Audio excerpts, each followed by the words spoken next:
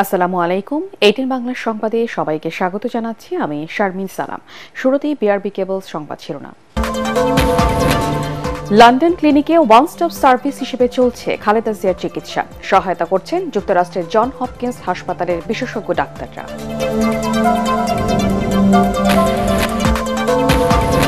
শেখ হাসিনার করা চুক্তি দিয়েই ভারত থেকে তাকে ফেরত আনতে চায় সরকার। লঙ্ঘন করলে আন্তর্জাতিক অঙ্গনে অভিযোগ দেবার হুমকি আইন উপদেষ্টার।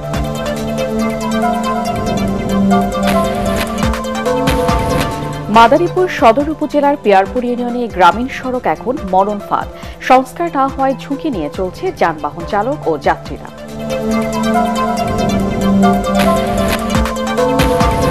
এবং কাঙ্ক্ষিত পরিমাণে সার পাচ্ছেন না মেহেরপুরের চাষিরা। সংকটের অজুহাতে বেশি দাম নিচ্ছে ডিলাররা। প্রশাসনের তদারকি চান এলাকাবাসী।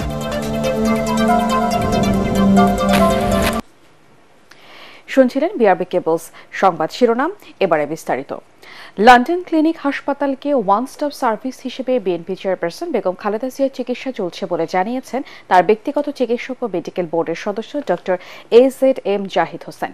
হাসপাতালের সামনে ব্রিফিংয়ে তিনি বলেন, খালেদ জিয়ার সুচিকিৎসায় যুক্তরাষ্ট্রের জন হপকিন্স হাসপাতালের বিশেষজ্ঞ ডাক্তাররাও এই মেডিকেল বোর্ডে অংশ নিয়েছেন। খালেদা জিয়ার সার্বিক অবস্থা বিবেচনা করে চিকিৎসার ব্যাপারে পরবর্তীতে কোন পদ্ধতি নেওয়া হবে তা চূড়ান্ত করা হবে। তিনি বলেন, বিএনপি চেয়ারপারসনের সর্বশেষ পরীক্ষা নিরীক্ষার রিপোর্টগুলো পর্যালোচনা চলছে। বর্তমানে ওষুধের মাধ্যমে তার চিকিৎসা চলছে। আপনারা জানেন, বাংলাদেশ জাতীয়তাবাদী দলের চেয়ারপারসন দেশনেত্রী বেগম খালেদা জিয়া, সাবেক 3 বারের প্রধানমন্ত্রী, বাংলাদেশ গণপ্রজাতন্ত্রী বাংলাদেশ সরকার, উনি এখানে গত 8 তারিখ থেকে ভর্তি আছেন ওনার চিকিৎসার জন্য। এবং আমাদের ভারপ্রাপ্ত চেয়ারম্যান জনাব তারেক রহমান সাহেবের তত্ত্বাবধানে ওনার চিকিৎসা হচ্ছে। আর প্রফেসর প্যাট্রিক কেনেডির অধীন উনি ভর্তি আছেন। ওনার অধীনে থেকে একটি মেডিকেল বোর্ড, যেটি এই ইউকের বিভিন্ন বিষয়ের মেডিকেল বিশেষজ্ঞ চিকিৎসক এবং জন হপকিন্স এবং নিউ ইয়র্ক বাংলাদেশ সহ তার চিকিৎসকরা মেডিকেল বোর্ডে অংশগ্রহণ করেছে। ওনার সর্বশেষ পরীক্ষা নিরীক্ষার যে রিপোর্টগুলো পর্যালোচনা করেছে এবং পরবর্তীতে আরও কিছু পরীক্ষা নিরীক্ষার জন্য সিদ্ধান্ত হয়েছে এবং আরও 2 জন বিশেষজ্ঞ চিকিৎসক ওনাকে আগামী 2-1 দিনের মধ্যে ইনশাল্লাহ দেখবেন। বাংলাদেশের গণতান্ত্রিক উত্তরণের প্রক্রিয়ায় ডক্টর ইউনূসের নেতৃত্বাধীন অন্তর্বর্তী সরকারকে সর্বাত্মক সহায়তা করবে জার্মানি। সুইজারল্যান্ডের দাভোসে ওয়ার্ল্ড ইকোনমিক ফোরামের বৈঠকের সাইডলাইনে প্রধান উপদেষ্টা অধ্যাপক মোহাম্মদ ইউনূসের সঙ্গে বৈঠকে এমন আশ্বাস দেন জার্মান চ্যান্সেলর ওলাফ শলস। প্রধান উপদেষ্টা অন্তর্বর্তী সরকারের সংস্কার কর্মসূচি সম্পর্কে জার্মান চ্যান্সেলরকে অবহিত করার পর তিনি বলেন, জার্মান সরকার প্রয়োজনীয় সকল সহায়তা দেবে। এ সময় জার্মান চ্যান্সেলরকে প্রধান উপদেষ্টা জানান, তিনি একটি ঐক্যমত্য কমিশনের নেতৃত্ব দিচ্ছেন, যা 6টি কমিশনের জমা দেওয়ার সংস্কার প্রতিবেদনের উপর ভিত্তি করে রাজনৈতিক দলগুলোর মধ্যে ঐক্যমত্য গঠনের কাজ করছে। 2 নেতা জুলাই গণ অভ্যুত্থানের পটভূমি, প্রতিবেশী দেশগুলোর সঙ্গে বাংলাদেশের সম্পর্ক, রোহিঙ্গা সংকট এবং মিয়ানমারের নিরাপত্তা পরিস্থিতি সহ বিভিন্ন বিষয় নিয়ে আলোচনা করেন। পরে জাতিসংঘের শরণার্থী বিষয়ক হাই কমিশনার ফিলিপ্পো গ্রান্ডির সাথে বৈঠক করে প্রধান উপদেষ্টা। এ সময় জাতিসংঘ হাই কমিশনার বলেন, তার সংস্থার রোহিঙ্গা সংকটের টেকসই সমাধান খুঁজে বের করতে বাংলাদেশকে সমর্থন করবে।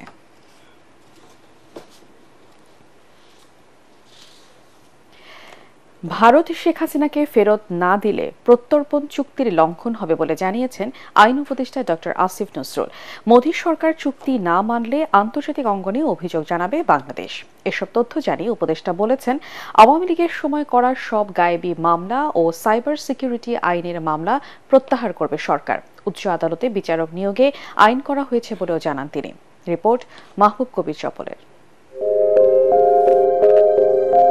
সাবেক প্রধানমন্ত্রী শেখ হাসিনার করা চুক্তিতে শেখ হাসিনাকে ভারত থেকে ফিরিয়ে আনতে চায় অন্তর্বর্তী সরকার।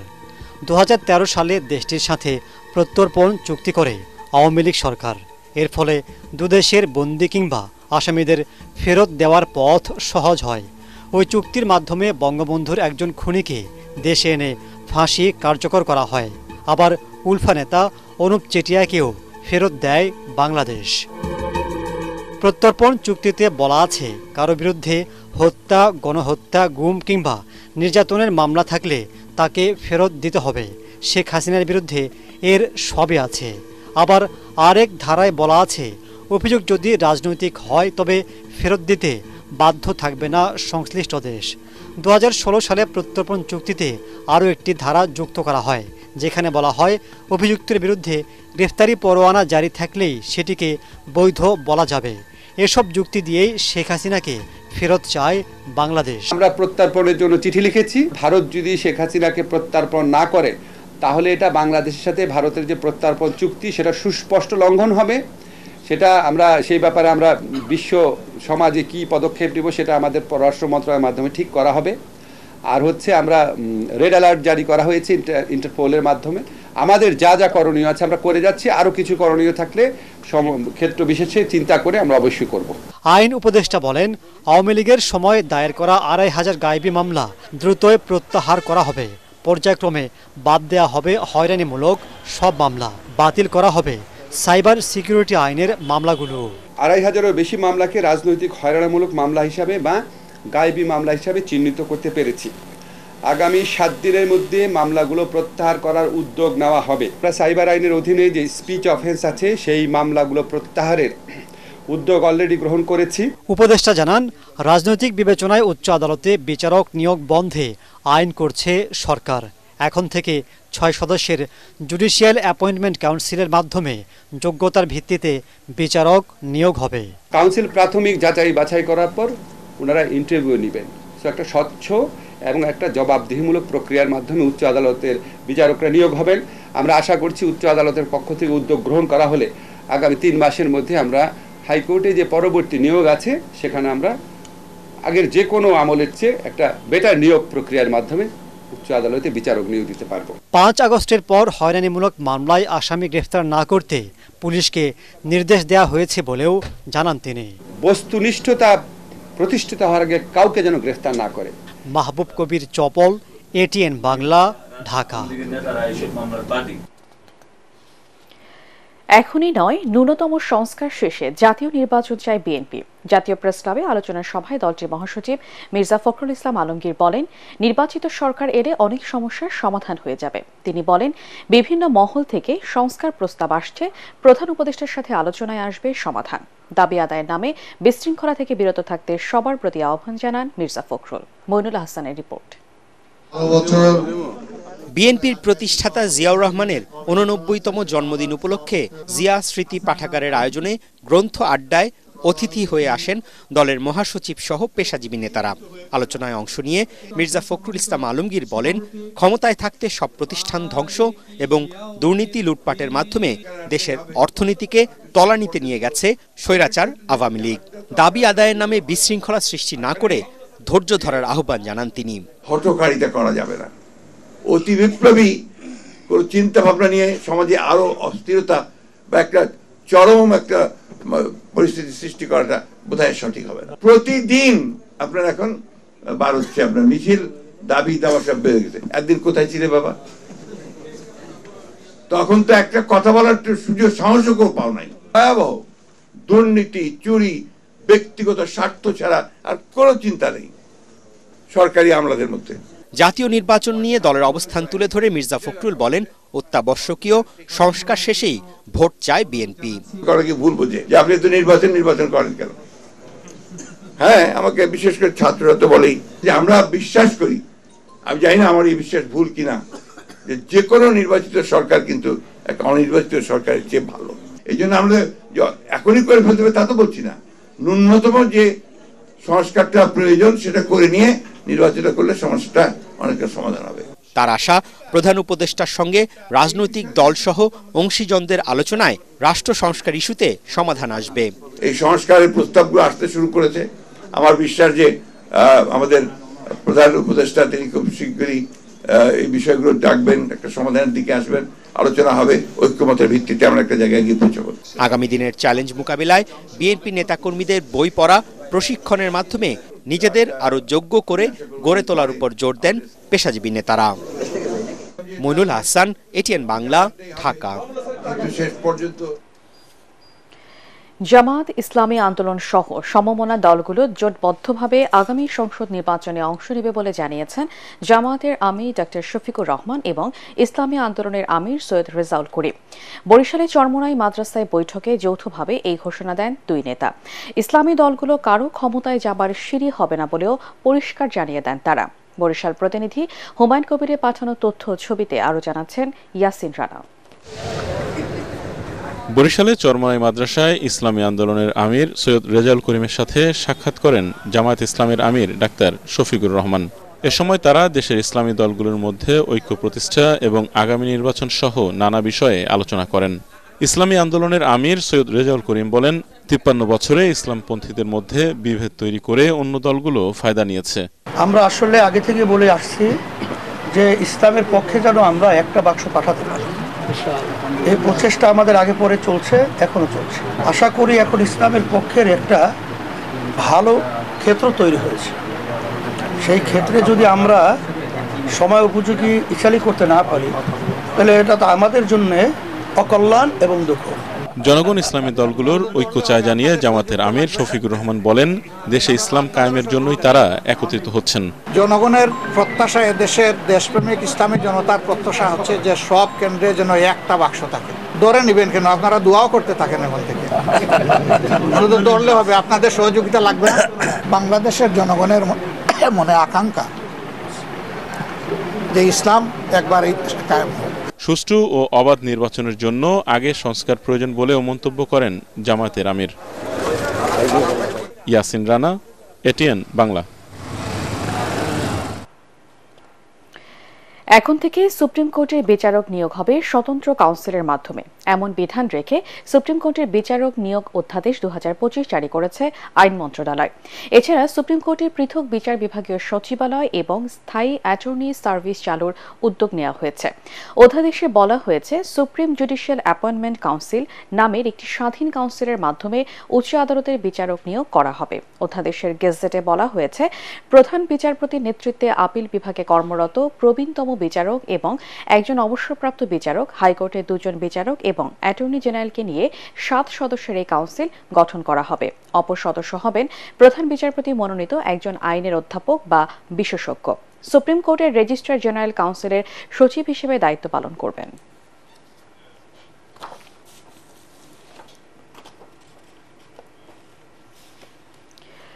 ধীর গতিতে চলছে অন্তর্বর্তী সরকারের কার্যক্রম, এমন অভিযোগ করে জাতীয় নাগরিক কমিটির আহ্বায়ক নাসির উদ্দিন পাটোয়ারি বলেছেন, যে উদ্দেশ্য নিয়ে জুলাই গণ অভ্যুত্থান হয়েছে তা বাস্তবায়ন হচ্ছে না। ফ্যাসিবাদী ব্যবস্থার বিলোপ ও নতুন রাজনৈতিক বন্দোবস্ত বাস্তবায়নের লক্ষ্যে রাজধানীর গুলশানের একটি হোটেলে থানা প্রতিনিধি সভায় এসব কথা বলেন তিনি। বলেন, হতাহতদের জন্য জুলাই স্মৃতি ফাউন্ডেশন তৈরি হলেও এর তেমন কার্যক্রম দেখা যাচ্ছে না। জাতীয় নাগরিক কমিটি সরকারকে জবাবদিহিতার আওতায় আনতে কাজ করছে বলেও জানান সংগঠনটির আহ্বায়ক। যে আশা আকাঙ্ক্ষা নিয়ে আবু সাহিদ শহীদ হয়েছিল, আমাদের ভাই এখনো অসংখ্য ভাই মৃত্যুর সাথে হসপিটালে পাঞ্জা লড়ছে, তাদের রক্তের প্রতি, তাদের অঙ্গহানির প্রতি যখন আমরা তাকাই, তখন তাদের স্পিরিটের সাথে সেই সরকারকে আমরা ম্যাচ করতে পারি না। বর্তমানে যেভাবে সরকার চলছে, সেই জায়গা থেকে ছাত্ররা উপদেষ্টাদের কাছে আমাদের আহ্বান থাকবে, যদি আপনারা সরকারে কমফোর্টেবল ফিল না করেন, আপনাদের জন্য আমরা রাজপথে আছি, আমরা আরেকটি যুদ্ধ করব। মাদারীপুর সদর উপজেলার পেয়ারপুর ইউনিয়নের গ্রামীণ সড়কটি যেন মরণ ফাঁদ। দীর্ঘদিনও সংস্কার না হওয়ায় জীবনের ঝুঁকি নিয়ে চলছে যাত্রী, চালক ও পথচারীরা। প্রায়ই ঘটছে ছোট বড় দুর্ঘটনা। স্থানীয় সড়ক বিভাগের আশ্বাসের পরও সড়ক মেরামত না হওয়ায় স্থানীয়দের পাশাপাশি ক্ষুব্ধ জনপ্রতিনিধিরাও। মাদারীপুর থেকে এসআর শফিক স্বপনের রিপোর্ট, জানাচ্ছেন ফারহিন ইসলাম টুম্পা। মাদারীপুর সদর উপজেলার মধ্য পেয়ারপুরের লিলির ব্রিজ থেকে তফেল সর্দারের বাড়ি পর্যন্ত 3 কিলোমিটার সড়কের পুরোটাই খানাখন্দে ভরা। 1.5 যুগ আগে সোলিং দিয়ে নির্মাণ করা সড়ক থেকে ইট সরে সৃষ্টি হয়েছে গর্ত। প্রায় 14,000 মানুষের চলাচলের এই রাস্তা নিয়ে বাসিন্দাদের দীর্ঘদিনের অভিযোগ থাকলেও মিলছে না প্রতিকার। জীবনের ঝুঁকি নিয়ে চলাচল করছেন চালক ও যাত্রীরা। রাস্তায় 55 বছরের ভিতরে আমি দেখি নাই আমাদের এলাকার লোক কোনো সুস্থ মতন যাইতে পারছে। কোন সরকার, কোন মেম্বার, চেয়ারম্যান আইজও পর্যন্ত এই রাস্তাটা করে দেয়নি, খালি আশ্বাসই দেয়। আমরা এই রাস্তাটার জন্য অনেক জায়গা অনেক নেতা ফেতার কাছে গেছি, কোনো নেতা দিয়ে রাস্তাটা আমরা করতে পারি নাই। কে আজকে আমরা চাই যে ইউনিট সরকারের মাধ্যমে, এই তত্ত্বাবধান সরকার, তার মাধ্যমে যেন আমরা এই রাস্তাটা পাই। সামান্য বৃষ্টিতেই জমে থাকে পানি, কাঁদায় আটকে যায় গাড়ি। এলাকাবাসী ও জনপ্রতিনিধির অভিযোগ, সংশ্লিষ্ট দপ্তরে একাধিকবার জানালেও নেওয়া হয়নি ব্যবস্থা। পাশার খাই অবস্থা খাইয়ে লাগে, কিন্তু আমরা চাই এই রাস্তাটা যদি হয়ে যেত একটু শান্তিতে বসবাস করতাম। বিগত দিনে সরকারের কাছে অনেক যাওয়া আসা করছি, বিভিন্ন অফিসে গেছি, এমপির কাছে গেছি, তাদের আশা দিছে রাস্তা করে দেব, কিন্তু আসলে করতে পারে নাই। গ্রামীণ এই সড়কটি শিগগিরই মেরামতের আশ্বাস এলজিইডির। রাস্তাটি অত্যধিক জনগুরুত্বপূর্ণ।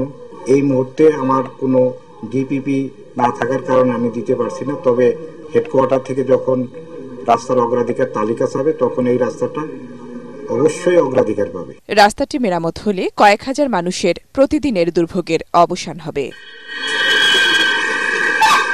Bureau report, ATN Bangla. মেহেরপুরের চাষিরা এবার কাঙ্ক্ষিত পরিমাণে টিএসপি ও ডিএপি সার পাচ্ছে না। ডিলার ও সাব ডিলার পর্যায়ে সার সংকটের কথা বলা হলেও বেশি টাকা দিলেই মিলছে সার। সার সংকটের জন্য ডিলারদের দায়ী করেছেন কৃষকরা। এদিকে ডিলাররা বলছেন বরাদ্দ পেতে দেরি হচ্ছে, সেক্ষেত্রে প্রশাসনের তদারকি চান তারা।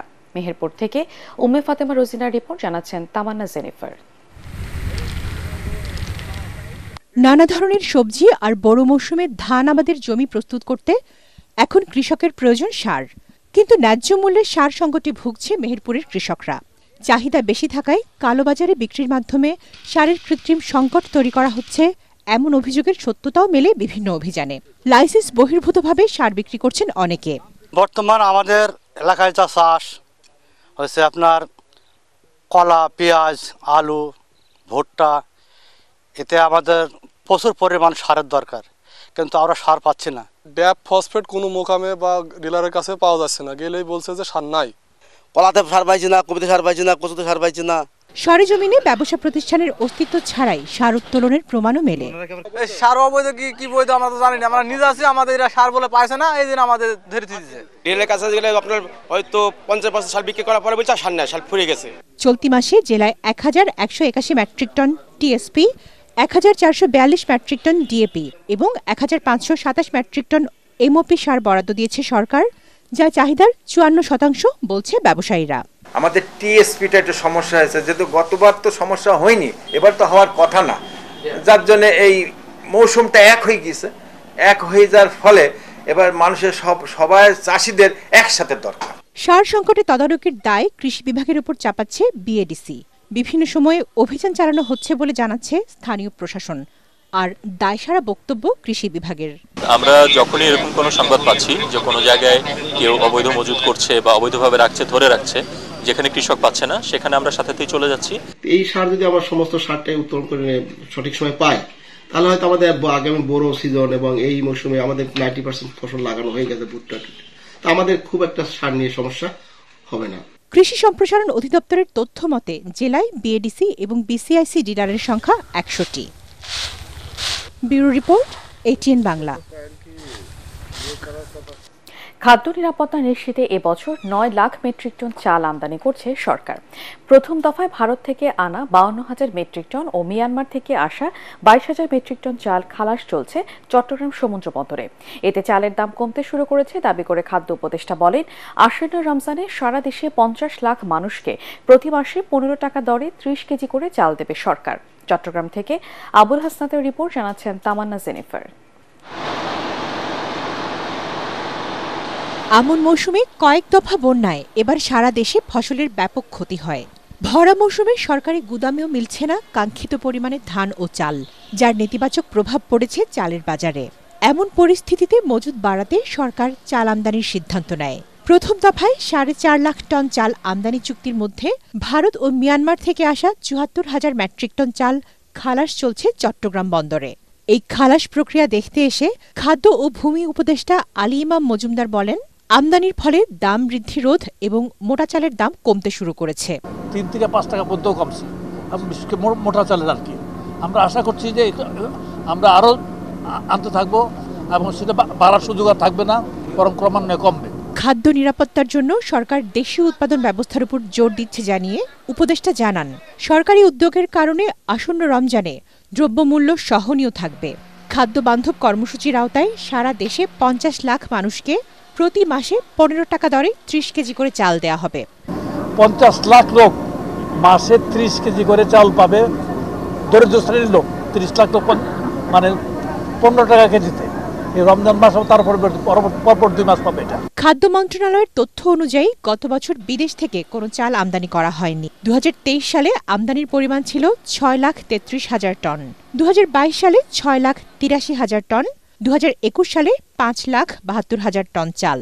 খাদ্য মন্ত্রণালয়ের তথ্য অনুযায়ী সরকারি গুদামে এখন 12,52,000 টন খাদ্যশস্য মজুদ রয়েছে, আর গত বছর এই সময়ে মজুদের পরিমাণ ছিল 15 lakh ton. Bureau report, ATN Bangla. এবারে সন্ধানী লাইফ ইন্স্যুরেন্স আন্তর্জাতিক সংবাদ।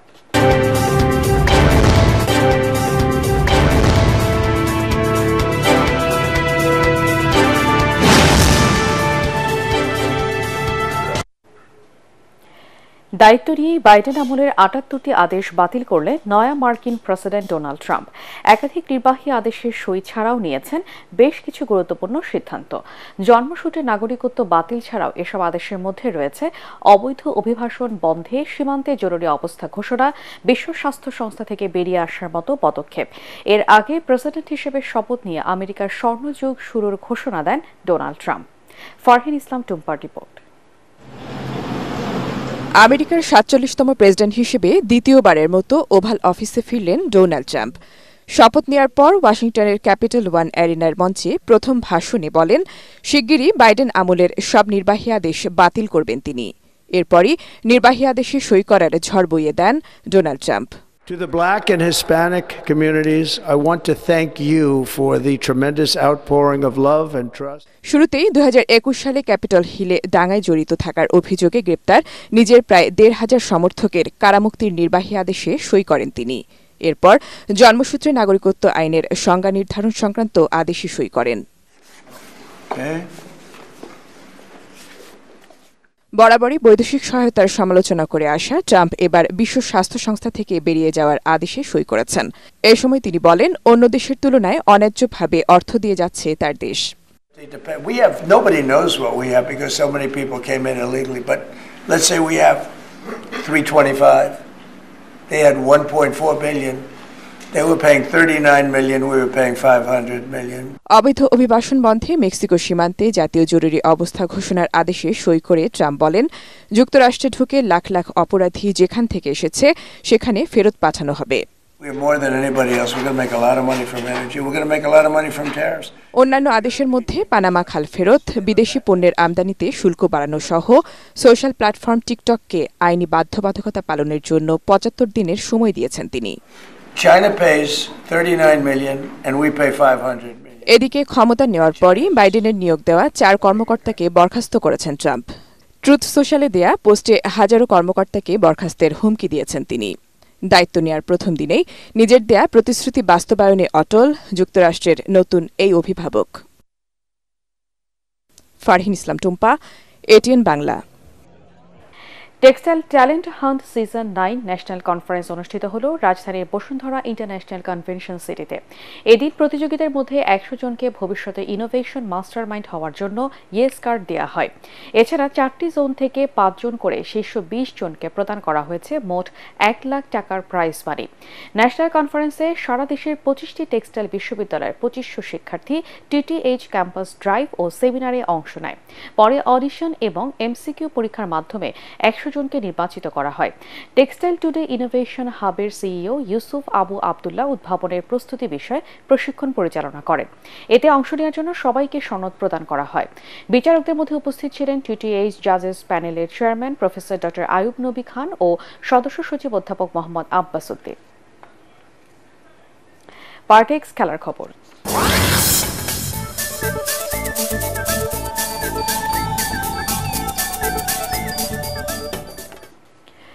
সেন্ট কিটসে দ্বিতীয় ওয়ানডেতে ওয়েস্ট ইন্ডিজকে হারিয়ে সিরিজে সমতায় ফিরেছে বাংলাদেশের মেয়েরা।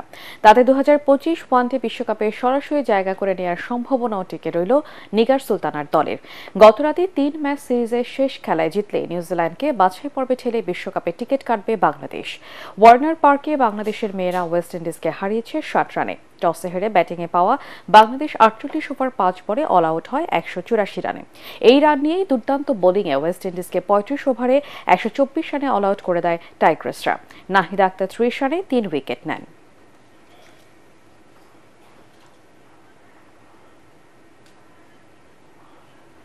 শেষ করার আগে বিআরবি কেবল সংবাদ শিরোনাম আরেকবার। লন্ডন ক্লিনিকে ওয়ান স্টপ সার্ভিস হিসেবে চলছে খালেদা জিয়ার চিকিৎসা। সহায়তা করছেন যুক্তরাষ্ট্রের জন হপকিন্স হাসপাতালের বিশেষজ্ঞ ডাক্তাররা।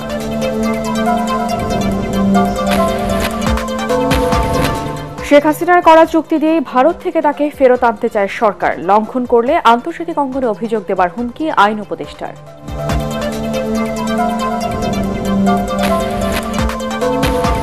মাদারীপুর সদর উপজেলার পিয়ারপুর ইউনিয়নে গ্রামীণ সড়ক এখন মরণ ফাঁদ। সংস্কার না হওয়ায় ঝুঁকি নিয়ে চলছে যানবাহন চালক ও যাত্রীরা।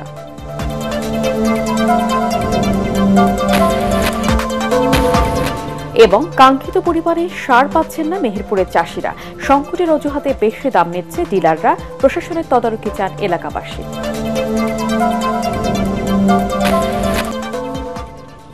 এই ছিল এখনকার মতো। পরবর্তী সংবাদ দেখার আমন্ত্রণ জানিয়ে শেষ করছি। ATN বাংলা সংবাদ ইউটিউবে দেখতে ব্রাউজ করুন youtube/ATN Bangla News।